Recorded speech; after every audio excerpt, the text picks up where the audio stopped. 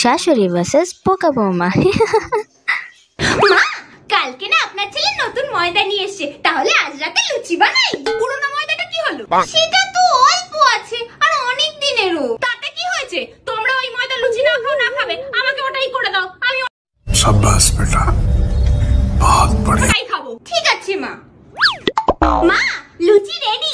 দাও দাও, কিন্তু আগে বলুন আপনার আজকে কোনো বারব্রত নেই তো? না। একাদশী ডালি, শনি মঙ্গলবার? আরে না। অমাবস্যা, পূর্ণিমা কিছু? আরে দাও তো। गजब बेइज्जती है। আজকে লুচিটা কিরকম অন্যরকম খেতে হয়েছে। বেশ ভালোই।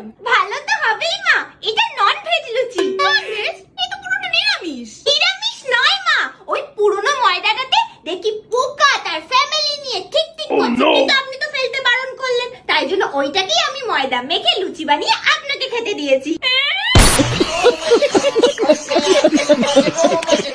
তাহলে হলো তো নন ভেজ লুচি। सारी उम्र में जो कर जा बड़े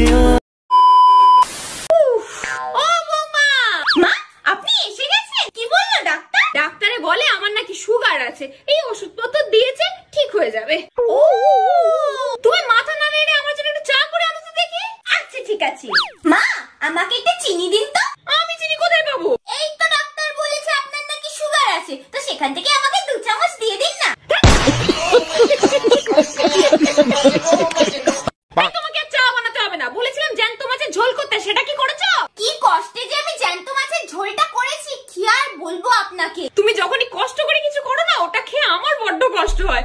কি করেছো বৌমা? যখন আমি জ্যান্ত মাগুর মাছগুলোকে কাটছিলাম ঝোল করব বলে, তখন কাটা মাত্রই তো মরে যাচ্ছিল, তাই আমি একটা কাজ করলাম।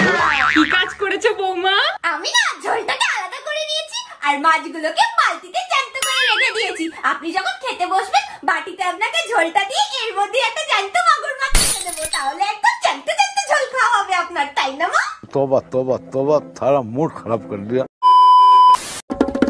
আরে কোথায় দেখুন, আপনার মুখটা তো ঠিক এত বড় হাড়ির মতনই আছে। আরে মানে সবার সামনে আমার মাথাটা একেবারে হেট করে দিলে। তা আপনি একটু ঘাটটা সোজা করে দাঁড়ান না। মানে আমাদের সবার মান সম্মান একেবারে ধুলোয় মিশিয়ে দিলে।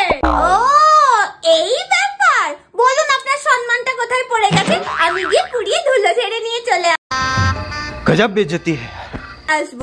ধুর ধুর, তোমাকে নিয়ে আর কোনোদিন কোনো বিয়ে বাড়িতে যাব না। কেন মা? তুমি বিয়ে বাড়িতে গিয়ে কারোর সাথে একটা কথা বললে না?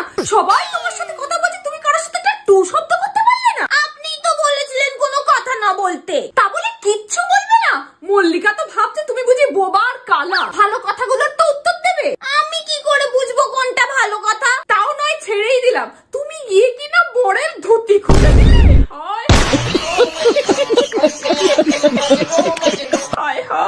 আমি তো শুধু প্রণাম করতে গিয়েছিলাম, তখনই বরকে ইক করে চাগিয়ে দিল, তাই জন্যই তো ধুতিটা খুলে গেল। বরকে কেউ আবার প্রণাম করে নাকি? আপনি তো বলেছেন।